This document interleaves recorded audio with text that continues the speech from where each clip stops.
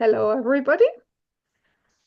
My name is Naraya. I'm here for and with another episode of the Sea People Spotlight, where I introduce you to some of the incredible people that are, in one way or the other, associated with the Turning of the Ages Mystery School, either as teachers or as TOTAMS astrologers, as students, or simply friends of the paradigm that our founder Daniel Giamario has been developing for the incredible amount of over 50 years.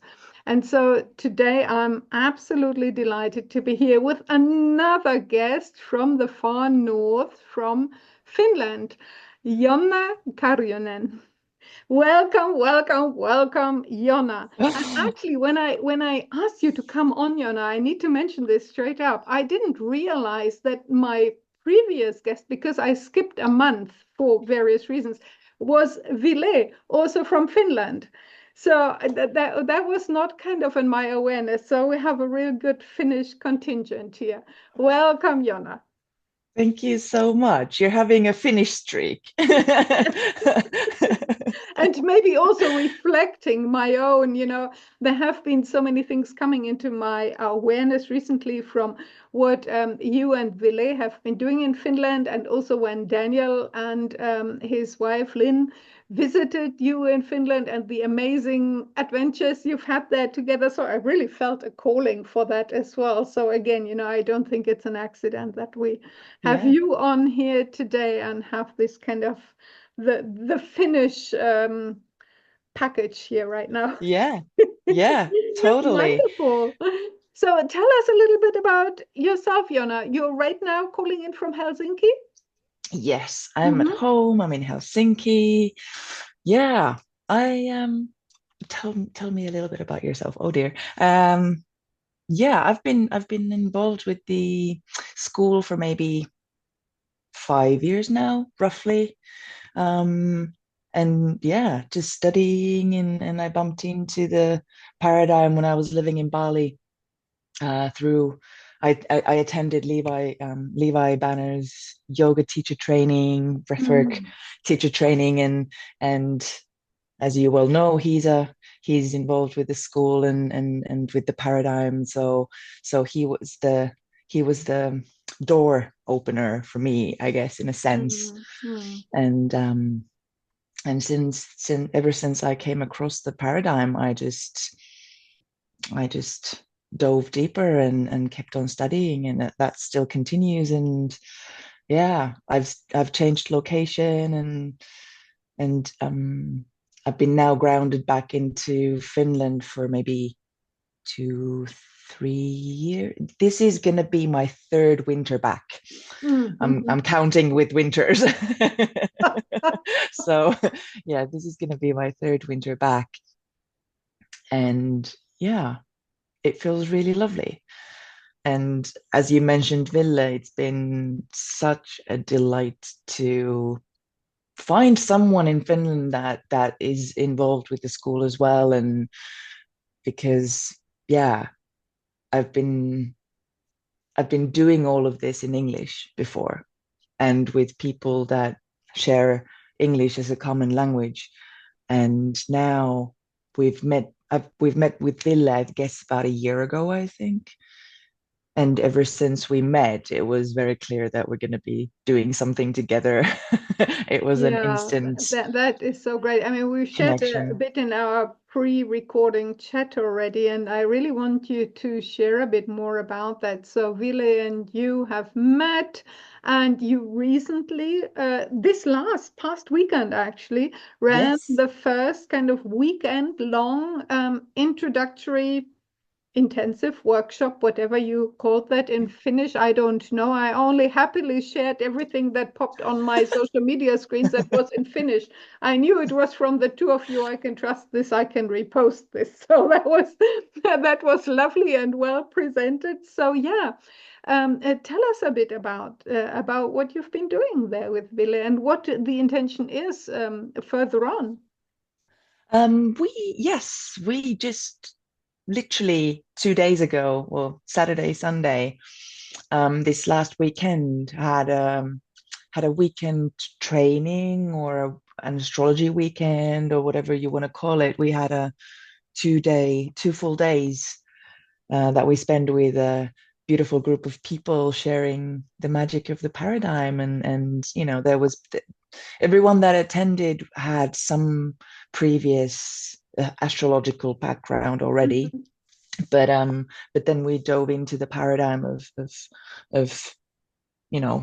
what are the specifics around turning of the ages, um, way of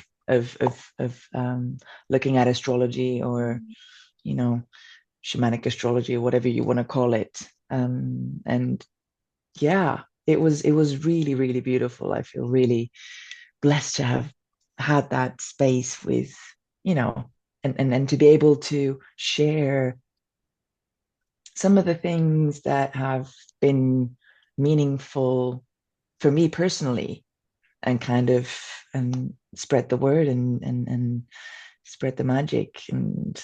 and yeah.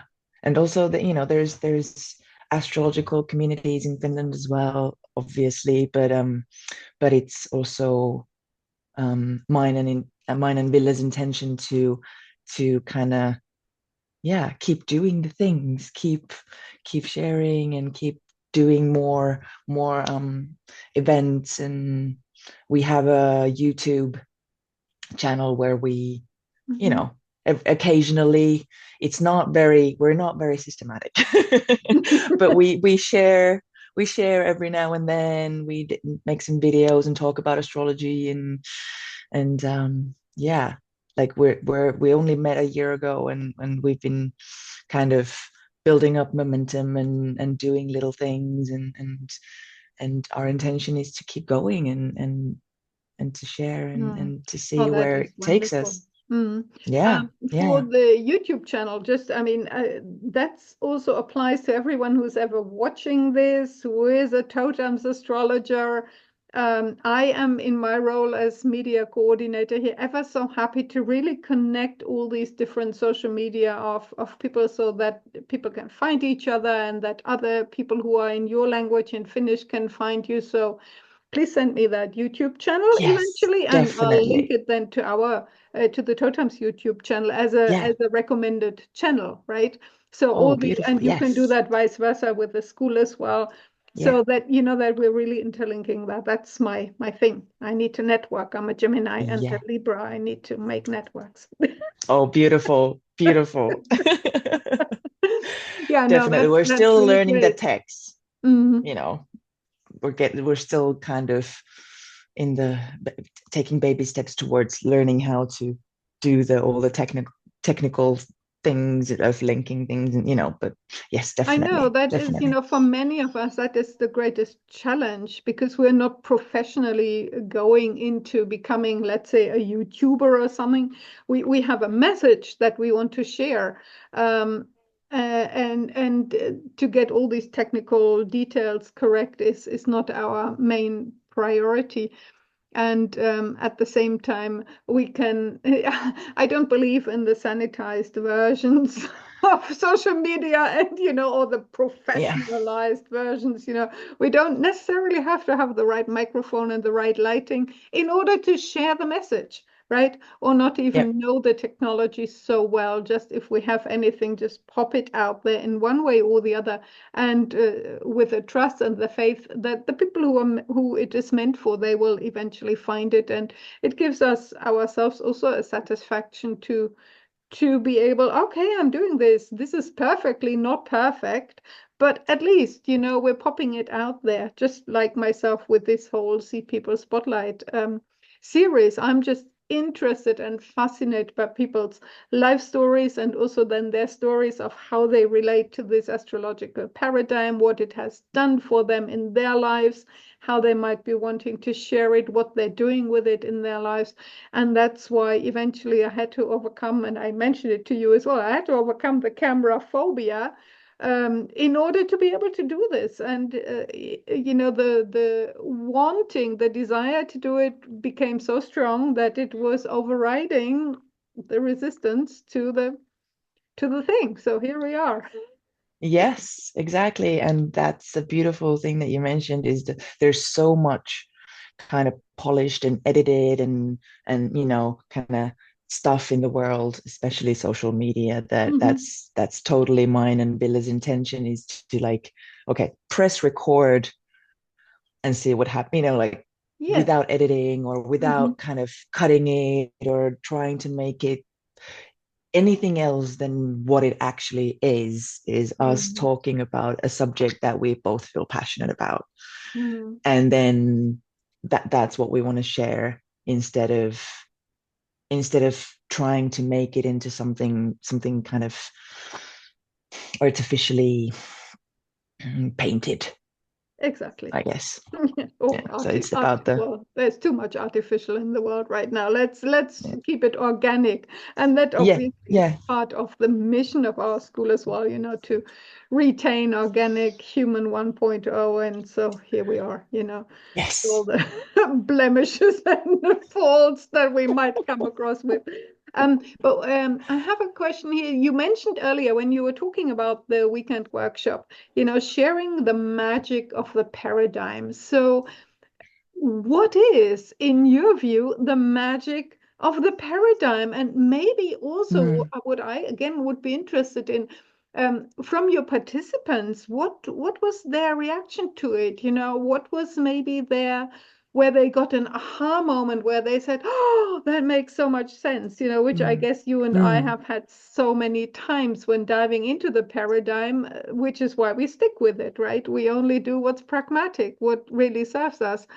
But yeah, share a bit. What for you, what would you call the magic of the paradigm, and maybe a bit of the feedback you got from your mm. workshop participants? For me personally, I feel like it boils down to a couple of, I mean, there's a lot, but for me, the main thing um, that we shared or talked about a lot during the weekend was the idea that Daniel spends, from my perspective, a lot of time kind of diving into is the the content versus the essence of the Hmm. archetypes and that was something that that we spent a lot of time with, Hmm. like and diving into the archetypes and trying to dive into the essence of the archetypes instead of the way they get presented um in mainstream astrology, or like all the violence that a certain number of archetypes have experienced during the past couple of thousand years, and how the story got twisted, and how Capricorn was hijacked by the patriarchy, and what that it's actually like the feminine essence of it, what that truly is, without Hmm. all of the cultural um stamps on it or claims on it, and and Virgo and Scorpio and all of these. Well, we went through all of the archetypes, but there's a number that have experienced a lot of you know violence, I guess, in many ways, of Hmm. them being distorted from the essence. And that for me was something that just felt very resonant and very important and very beautiful. I guess because, well, I have a fair amount of Scorpio on my chart, and that's not always something that has been celebrated in my life.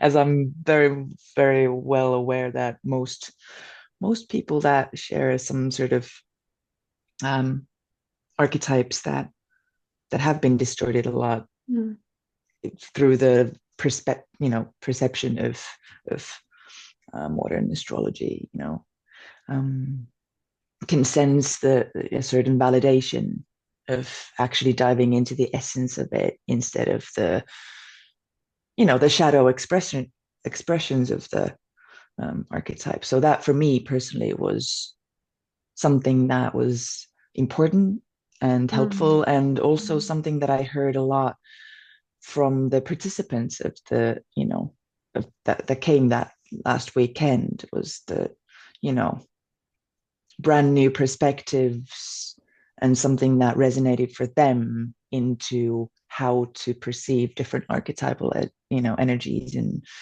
and yeah, that I feel was one of the biggest things, kind of having a look and see how the stories get distorted, but then also how we can be there to kind of dream the dream onwards, and dream, be the seed people of, like, exactly what your podcast is about, of like the seed, that how we seed, and how we are here to be the expressions of that essence, and to work past the distortions and the stories and the Mm, cultural, you mm. know uh, Yeah, twists so on it. interesting that you're bringing it back to the seat people again. That is one of my favorite underlying premise of the school, the seat people, and I speak about that a lot in my own circles wherever I find myself and within the school. And it's not necessarily that we are sowing seeds; we are the seeds, right? And We've already been sown. and we're sowing seeds as well, and we have been sown already. It's there's this, I can't quite remember the quote, but they buried us and they forgot that we were seeds, right? They Yep. tried to bury us and they forgot that we were seeds. So there is really a beautiful thing happening within the school that I'm seeing, that the workshop you did with Ville and the work you're doing together and intend to carry on in the future is happening in other little pockets as well, where there's those seeds already literally getting, I can see microgreens by now. Awesome. I kind of I see these beautiful sprouts there that are popping up, and they grow very fast, and for people to share this work, let's say on a personal level, which is also something I'm a huge proponent of, the one on the in-person meeting. For me, we can do this much online, and the magic, the true magic, is when we actually meet in person, heart to heart, soul to soul. And so what I love seeing is these initiatives, these popping up microgreen sprouts there everywhere from the seed people, about sharing the work in person in their own circles and communities, and also making this heart sharing possible there in ways that are, let's say, below the threshold of someone having to travel a couple of thousand kilometers or miles across an ocean, or maybe not, to attend, like, let's say, a full teaching event led by Daniel or something. So I love those seeds that are popping up in various places at the moment very much as well. And so yours and Ville's work is one of those. Um, so I'm always fascinated, like in your own personal world and life, is there any aspect of this paradigm or this work or the way you learned about it or understand it, or that you have been exposed to this far, that is of most significance to you? Or was there any kind of really crux moment when you thought, oh, yeah, now this really is super helpful? So have you had any such moment, or is there any favorite part that you thrive Hmm. on? Well, as you mentioned, the in-person events Mm. and gatherings, that for me has always been the most valuable way to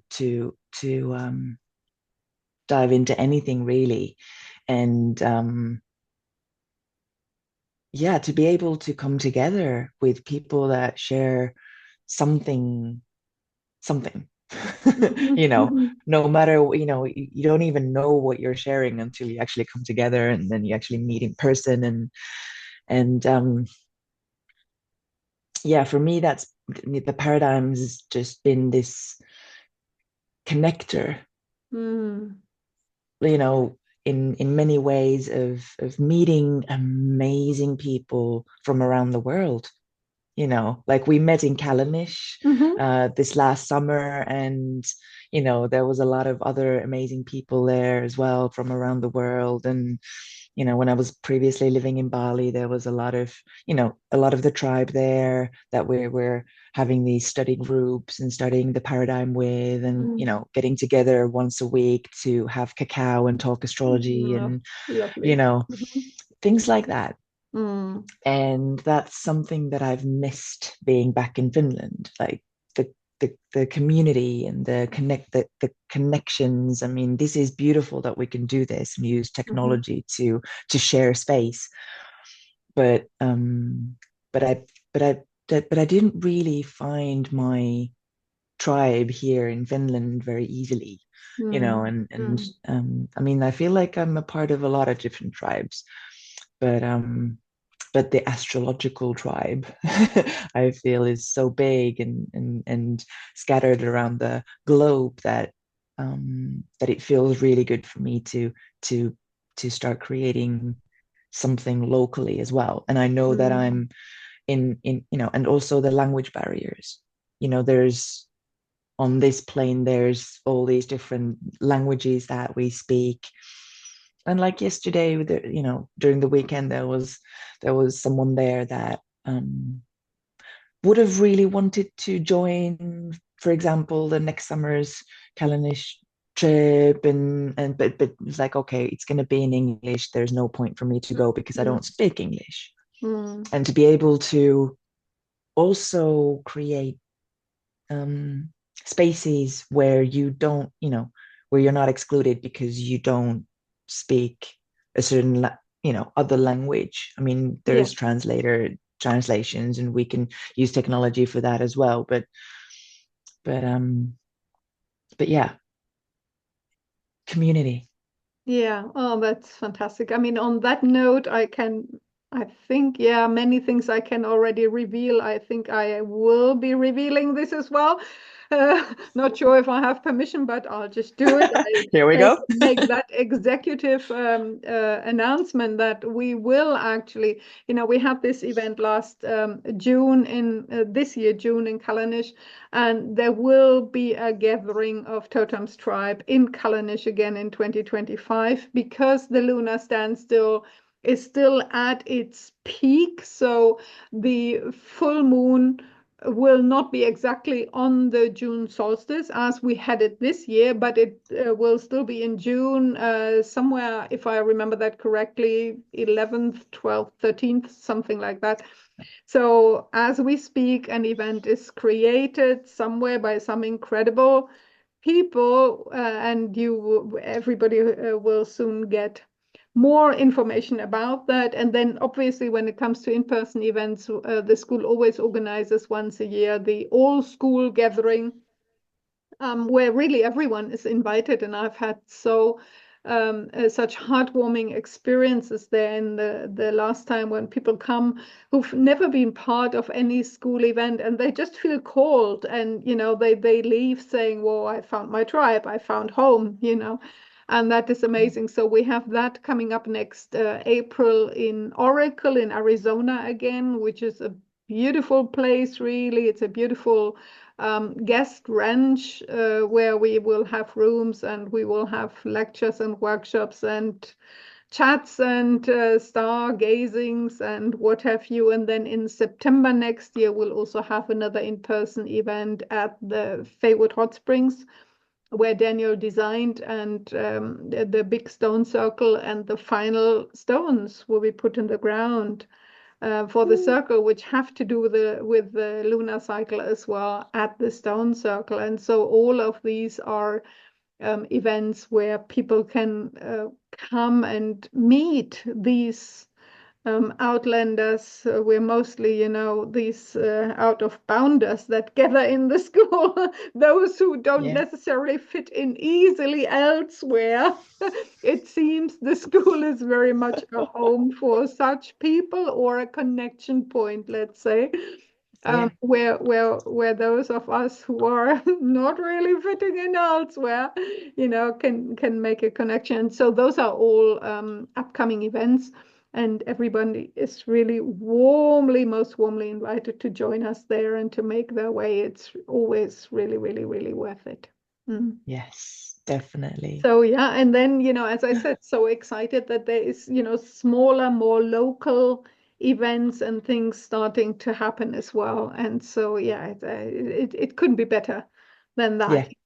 Individual practitioners or totems astrologers starting also their own events where they contribute something maybe from the paradigm. It might be like a women's coaching circle. We have another astrologer who does something like that. So it's a women's coaching circle, but then the paradigm is also part of that and informs this coaching, which is what I do in my personal work with people as well. I don't necessarily call it to give a reading. I've always been coaching and mentoring, spiritually coaching, mentoring people. And so I now continue to do that with the information I can gather from their astrological chart with the totems paradigm. And that just makes so much sense. People, whenever I do that, formally or informally, people feel seen right at the core of their heart.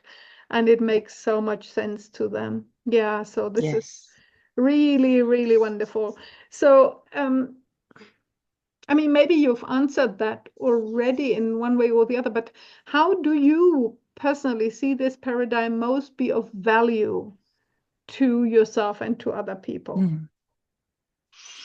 Personally, the like when you just said about the validation, Hmm. that was for me one of the biggest things. Was like I was like I still remember my first reading ever. Kat gave me a reading, like a shamanic astrology Hmm. reading way back when, and I was like, okay, people who've known me all my life, I felt like they didn't have such a deep understanding of who I actually am than this person that I'm just meeting for the first time right now. Whoa. And they're telling me things about, the core of me that I've known exists, and that is definitely a part of who I am, but has never been seen or validated from my family or the people around me that I grew up. And I Mm, was like instantly hooked. I was like, okay, I need to know more about this.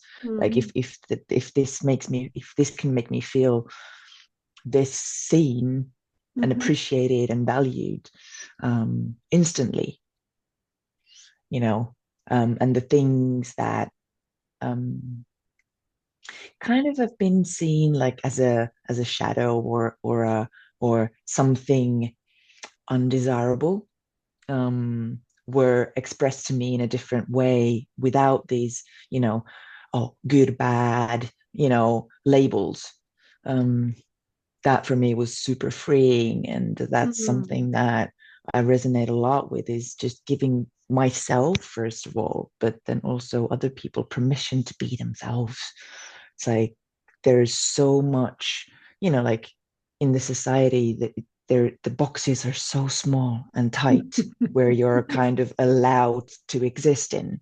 mm, And the stories that are valued or appreciated are so few, that for me personally is a really important part of everything that I do, really.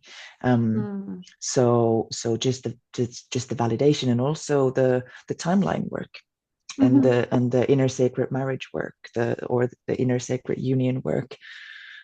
Being a Libra Venus, you know, um, Venus conjunct Pluto I and my think that's North where we Node. very much can connect with our charts. What's the degree of your Libra Venus? Oh, About no, it? 19 something. What? because my moon is 16 something in Libra, so There we go. and Yeah, my Venus is 19 something in Gemini, but she's also square Pluto. So I also have a Venus Pluto, and then my moon is where your Venus Pluto sits, right? there we go. There we go. I mean, that's something very fascinating. I mean, just to interject this here, I find over and over again, I connect instantly with people. And then when we compare when we compare the charts, Yep. maybe their charts, their angles are mine, but just reversed somehow, or whatever the connections may Yeah. be. It's quite Yeah. fascinating. Mm. And for example, like Bill and me, our charts have so many connections. It's like his descendant is on my rising and vice versa. And there's all sorts of like connections there. I was like, okay, I'm not surprised that we got along instantly and decided to, But ended up I'm sorry working I together. interrupted you there when you said Yeah. you have your Venus in Libra, and I'm not quite sure whether you can still get back to what you were actually going to Ah, say there. ah, yeah.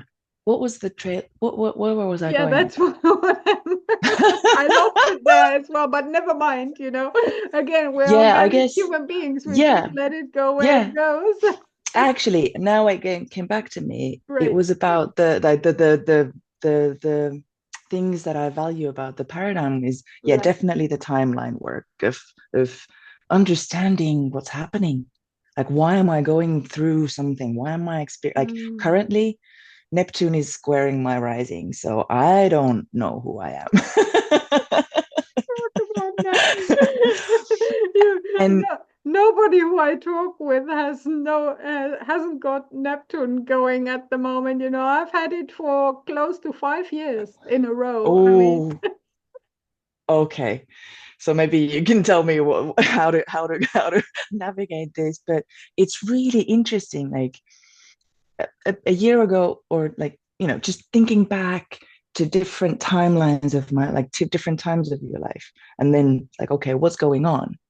Like, what planetary initiations am I going through? mm, And like, why am I feeling like this? Why are these topics kind of up in the air or in the headlines right now? mm, And understanding the cycles and kind of being able to relate your experiences with the cycles is super helpful.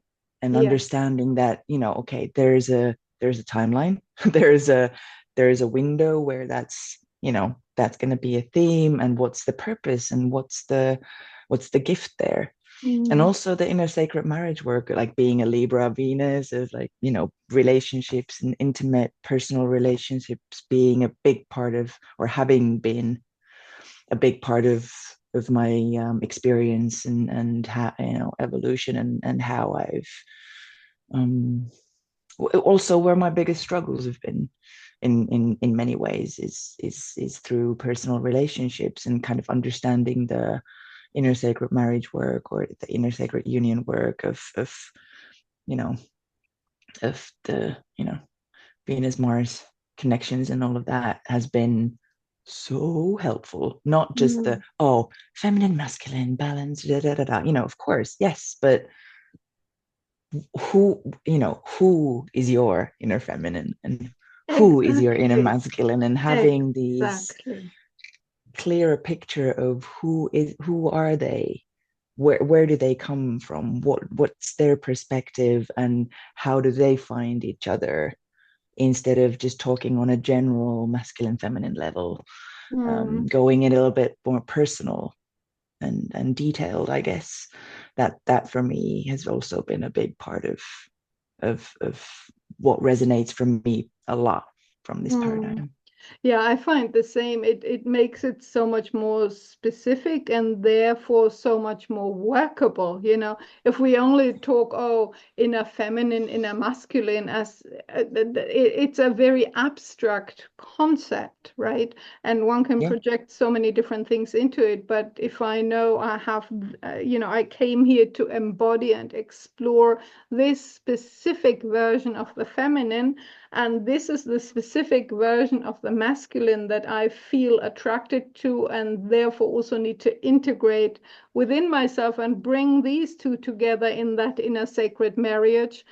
And that really brings a totally new quality to life. And also, in my life, in the recent past, since understanding even, I could literally then employ also all these different parts at different moments of my life, right?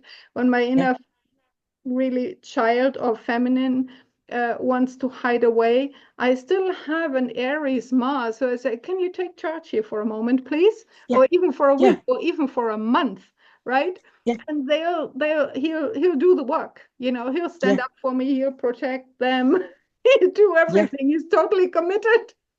Yeah. That is, it's so much fun also to work then to get to know these inner parts, bring them together, have them work together, rather than maybe unconsciously even have them work against each other or not know each other, right? Look in Exactly. different directions and just don't even know they're coexisting within my own inner community of parts and personalities. And that's what I love. I'm so much a proponent of parts work and the Yeah. inner community building. I always say community building is not just on the I love outside. that. I have to know my inner community, and that is all the parts, every cell of my body, to invite them to the table, invite their needs, make them feel seen, heard, understood, and accepted and welcome here, to really welcome every part of myself. That I have a Leo job in the Pisces tribe. So for me, it's not so much about leadership, but then it is about the inner leading on my inside and making, these parts, making this inner community work. That's what I find a very fascinating journey. And it's the journey of self-love, really, because, if that's what I see as myself first and foremost, everything that is on the inside, then obviously, that can shine to the outside, and then it can expand to whatever parts of myself I would label as being on my outside, which obviously is an illusion as well, which then comes to the Pisces part where we're all one thing anyway, Yeah. indivisible. Yeah, I so that's how absolutely I see love it. the inner community Oh, yeah. expression of it. Oh, that's beautiful.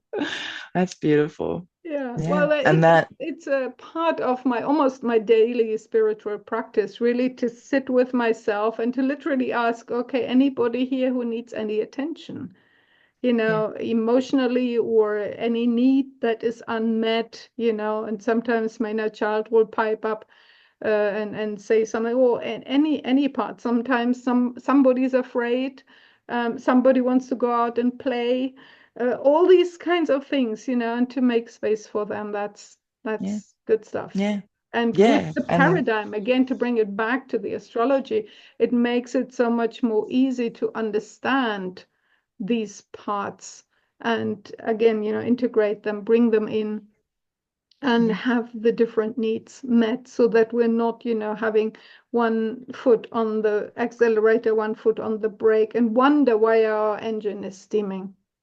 yeah, definitely. And you kind of have a sense of, at least I have a more clear sense of who's talking. Who is it Exactly. that wants attention? Who is Mhm. it that, and what kind of attention? And then I have a clearer sense of how I can support that part of myself when I know who it is that I'm talking to, or Mhm. who is it Mhm. that wants something, who doesn't even necessarily also always know how to express that need. But then knowing who that is, I can come in and through that archetype kind of have a sense of how to support that better, instead of just Exactly. going in and hoping for, like, okay, who are you? you Yeah. know Oh, you're a bit in the way here. yeah, yeah, a little inconvenient right now. Exactly, Yeah. exactly. Oh, that's wonderful. And another trajectory that I always like to bring into these conversations is also this specific time frame that we find ourselves in, that which we call either the turning of the ages or even the great turning of the ages. And is there anything you would like to pop in? I mean, for me, it's just like so special to be alive exactly during this time frame. You know, I literally remember I was born in 1964, so the time frame according to the paradigm and Daniel's research is 1962 to 2034. And it's very likely not only a turning of the ages, but a great turning of the ages. So the wheel is 12 times 12, 20, 12 times 26,000 years turning, you know, that turning, which is, as far as I understand it, the largest time frame the human mind can somehow still conceptualize.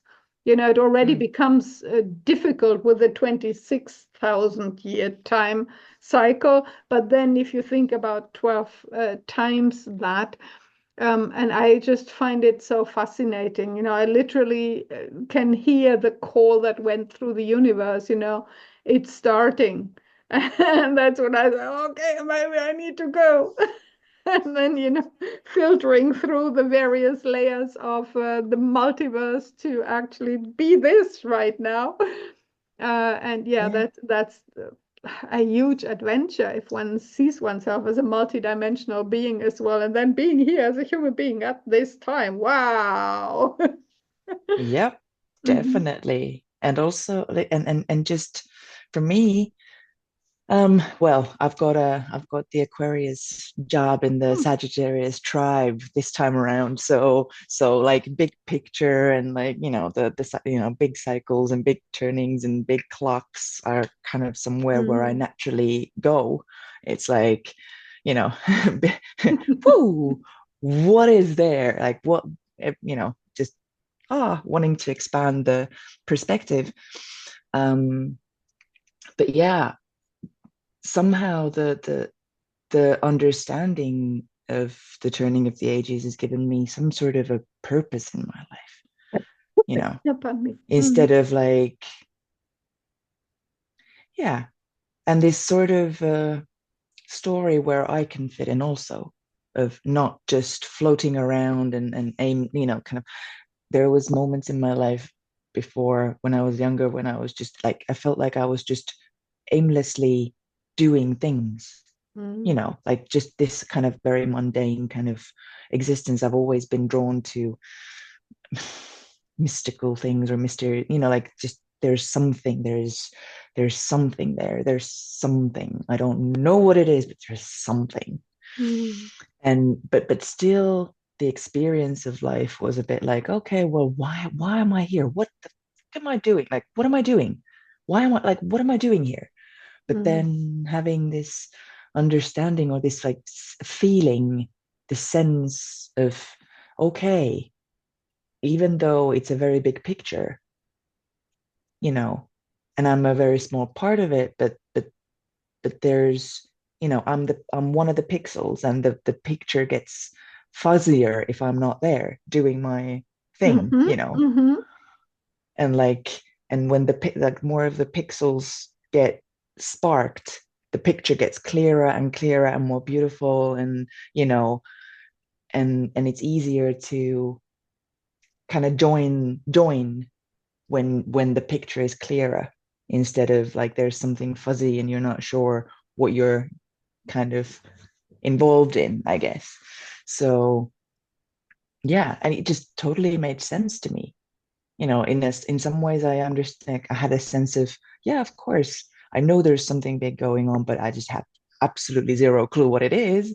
But then the understanding the turning of the ages, for example, is just a way to rest easier Mhm. in a Mhm. world that feels chaotic. Oh yeah, absolutely. And because it also helps to understand the chaos, Yeah. right? I mean, Daniel has done so much work for instance, on the chart of the USA, what's going on there on the global level, and it really helps to find one's own footing in that. But even if one is not interested in these things, just to understand, and I love your analogy of the pixel picture, right? Yeah, It yeah, gets either clearer or more fuzzy, yeah, depending on how the individual pixels are expressed or not expressed. yeah, And that's what I love about this paradigm. It gives you the understanding of the nature of your own pixel, so you can have that one expressed clearly. So it gives you a place on the wheel, and a purpose in the picture, I would yeah, say, yeah, and that's always the search for purpose, the search for meaning and purpose is, I believe, the biggest thing on the planet at the moment. The biggest question humans are asking is always, what's my purpose? What's my purpose? What am I here for? yeah, There is a deep, deep inner sense that everyone is here in order to contribute somehow. For most people, that's not even conscious. And yet, deep down somewhere, the question is being asked, what am I here for? What's my contribution to this? And to not only understand what this is, as in the turning of the ages and this huge clock change that we find ourselves in, but also what the type of contribution is that we can most offer. And the charts from the paradigm, seen from this paradigm, just give so many clues about what that specific service is. If we, for instance, look at the three different, categories of being in service to spirit, householder, in service to self, what that means and how to integrate that. That, just that in itself, is yes, revelations beyond revelations, right? yes. And that's actually circling back to last weekend and the training and that is also something that people found um, a lot of, okay, how am I going to say this? People found that meaningful, Mhm. like, okay, the modalities, having different perspective into the modalities and and what does that mean and how to interpret that and especially the self-interest signs and the in service to spirit sign and like things that you wouldn't necessarily just like if you wouldn't necessarily even think about it like how does you know how does Gemini serve the spirit Mhm. or how does Aries build culture or like different but though that view on it and that perspective on it is also it just brings a lot of calmness to me Mm. personally. Mm. you know Yeah, for me as well. Never have had, I mean, I was never really looking into more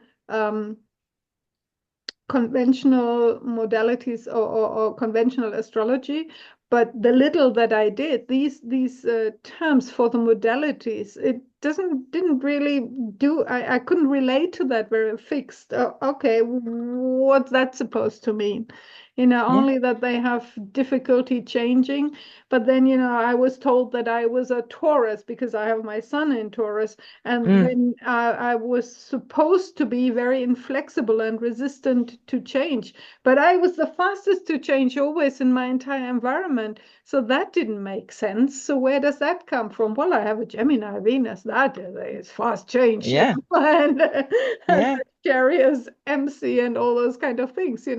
Here we yeah go. Now that helps to understand all yeah these things. Whereas the yeah Taurus, when it comes to the essence of Taurus, again, with being the only one that is a classic receiver on the, now I get it, to cultivate the receiving and to be able to give that as a gift to the giver so they can be a good giver.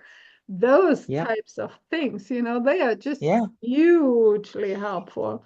Mm. yeah and the vocabulary in general is like even when you said the word fixed, it just feels Exactly. constrictive.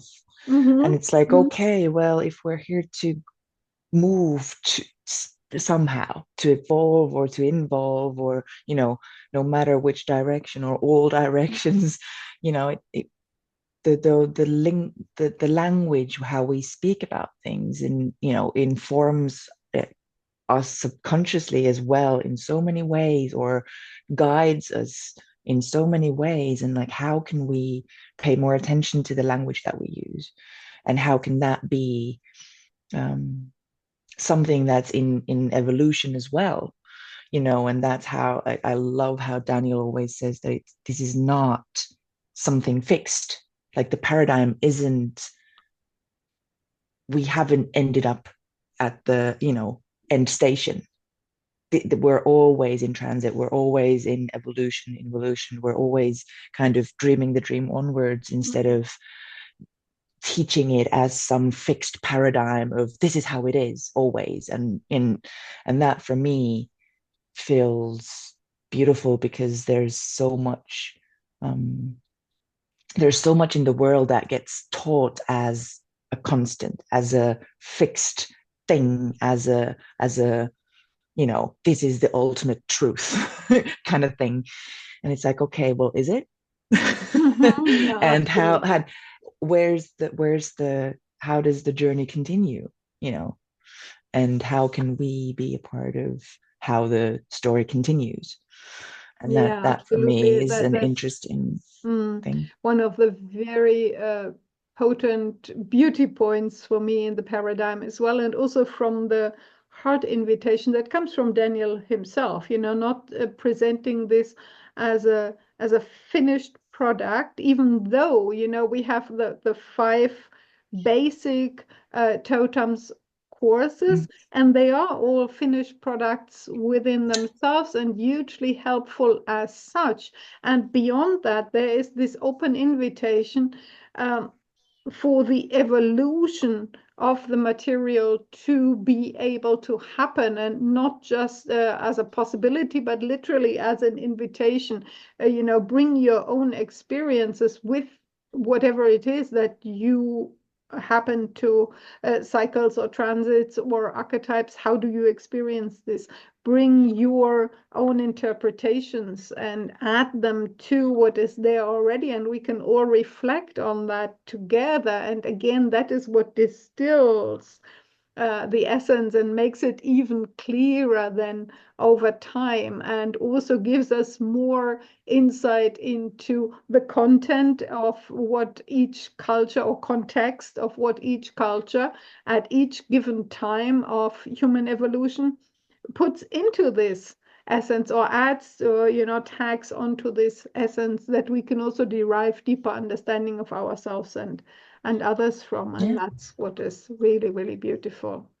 Oh, I Yeah, love it's like this a conversation. continuing story, like it reminds me when we were children, we used to have this thing where, you know, we would have this story that we would write together with our friends, so that you would write a paragraph and then hand the book over to someone else, and they would continue the story, and then they would continue the story. And it's like, it's an open book. It's a book that's open to, like, and curious to what the next person is bringing in, and we are co-creating and co-writing this story, Mm. instead of it being a closed book and one editor and one writer, and then that's it, the end. There's, instead it's this continuous co-creation, and the story keeps being written on.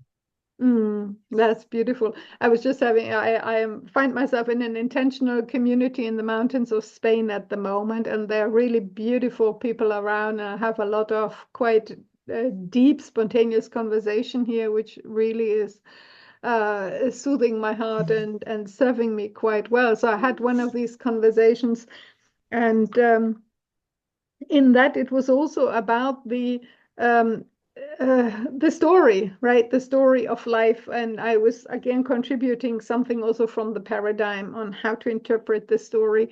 And I mentioned, and I want to put that in here as well, when I was doing my mentoring and coaching work in with young creatives in Kenya, I had one mentee, and he coined this beautiful, beautiful quote that I will repeat for the rest of my life.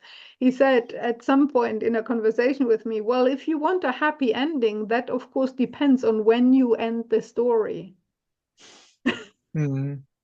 Yeah. It can always be written onwards. It can always be expanded on. If you put the full stop there, it might be in the middle of a drama. And that is, again, when you see your life as this evolutionary flow that the paradigm gives you such elegant tools to understand better, then you also know, oh no, this is not the full stop. It might not even a Yeah. comma or will not even be a comma. It's just, one, maybe a chapter is closing, absolutely. But then, whoa, what's the new chapter? Even if I have a few blank pages in between that I don't know what even to write on, such as when one is in a Neptune cycle, right?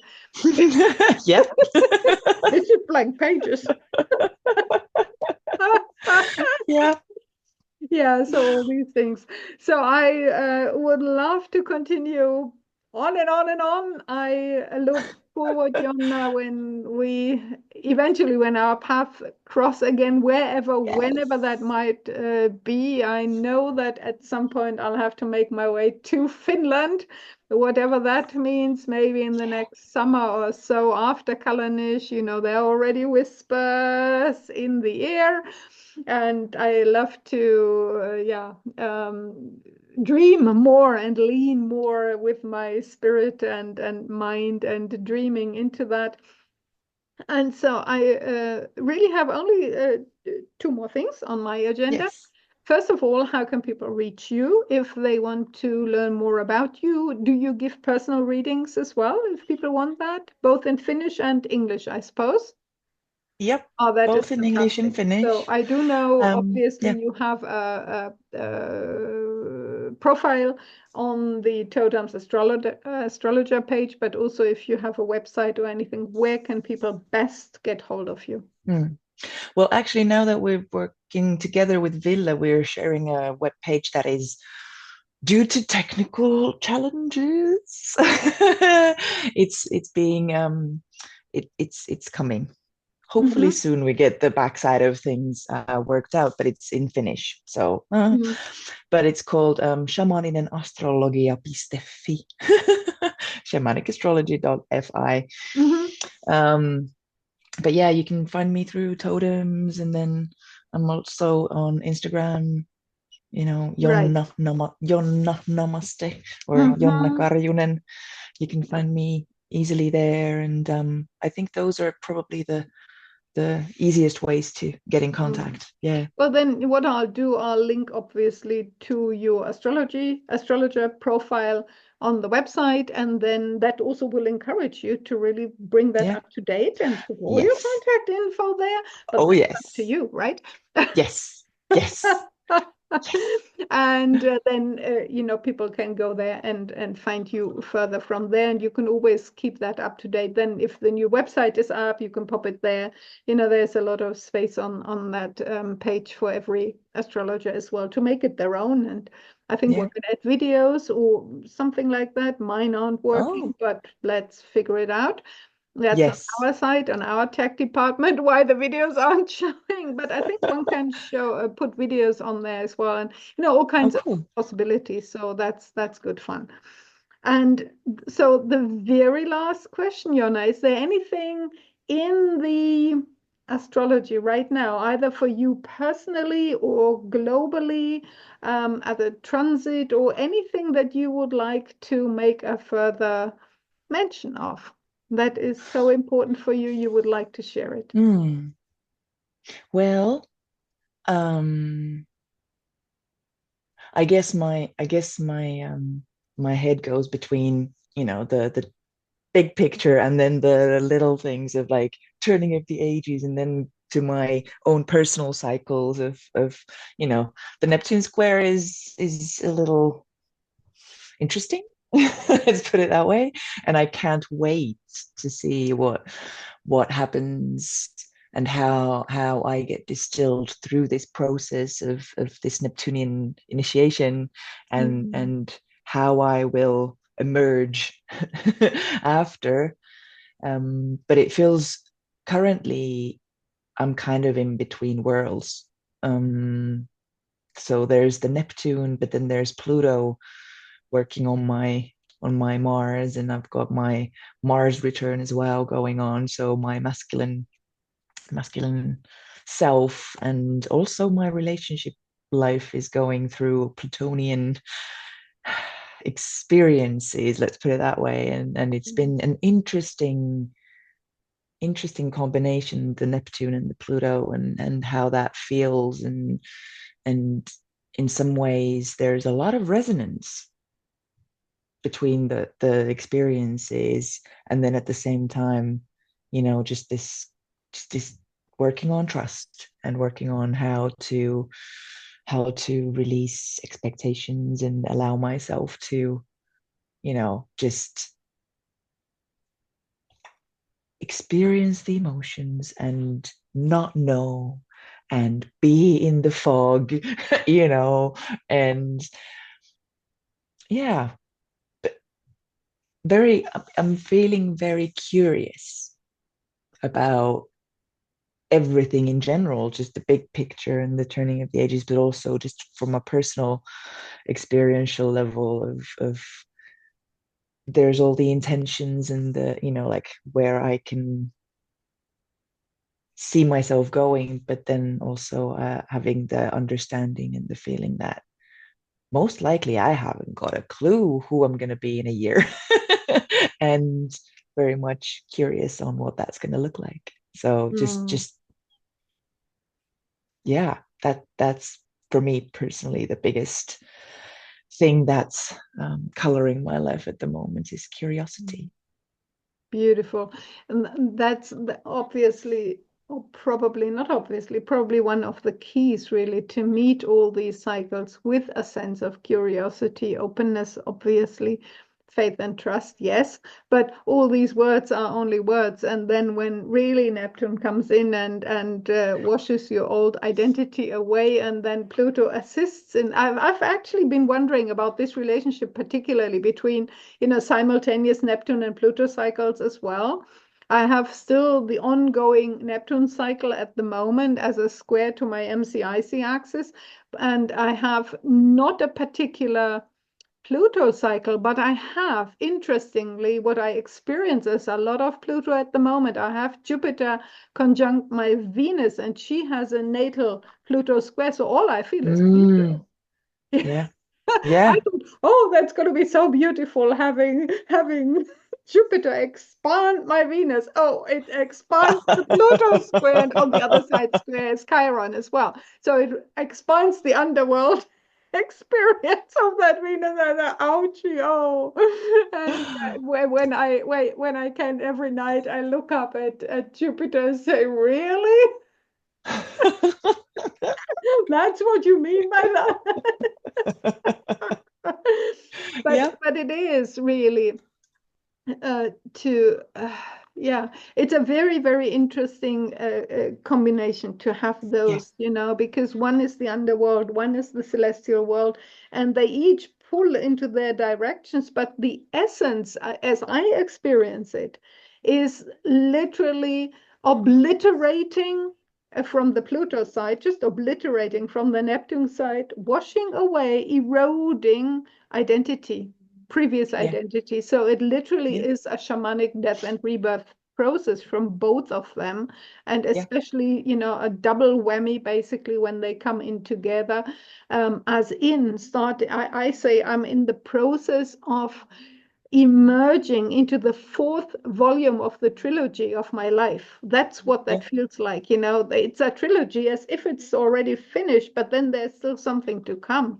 And yeah, that is, in a way, what needs to be met with that excitement, with that curiosity. yeah, However challenging the collapse of the old Yeah, and the actual death of all that old and the washing away before you even realize another part of your identity. Hang on, I thought I was this and it's not like yeah. that anymore.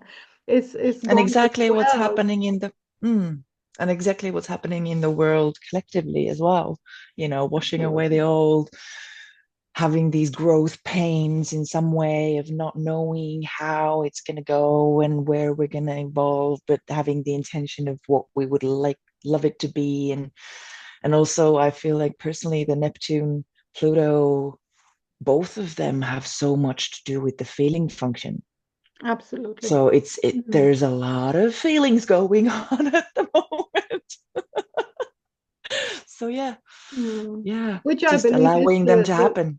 yeah, is the main leading edge or growing edge of humanity at large, because we all, I would say, yeah, I would generalize it like that. We all lack in emotional maturity. We have not been trained to be with emotion. In fact, for most of us, the opposite is the case. When we were children, when we were brought up, it was emotional suppression. Most of the time, at least that's very, very true for myself, emotional expression was not really an option other than in explosions of anger and rage or, these outbursts, these drama things, but a mature way to be able to be with and express emotion and not have it stuck in our bodies and even bring up the old suppressed stuff now that has even been maybe sitting there generationally or ancestrally. And for me it's also a part of just being of service at this time to allow that to come up and out, up and out, up and out, no matter what it takes. And that is not necessarily a process for the faint of heart, I have to say Yeah, it, requires a lot of uncomfortable, what most people call negative emotion. I don't want to use that term because to me there's no such thing as a negative emotion. There's emotion. Some don't feel so comfortable, and but that's nothing negative. It's yeah, just, the invitation to expand ourselves and to experience ourselves as, oh, I'm able to hold this. Oh, I see.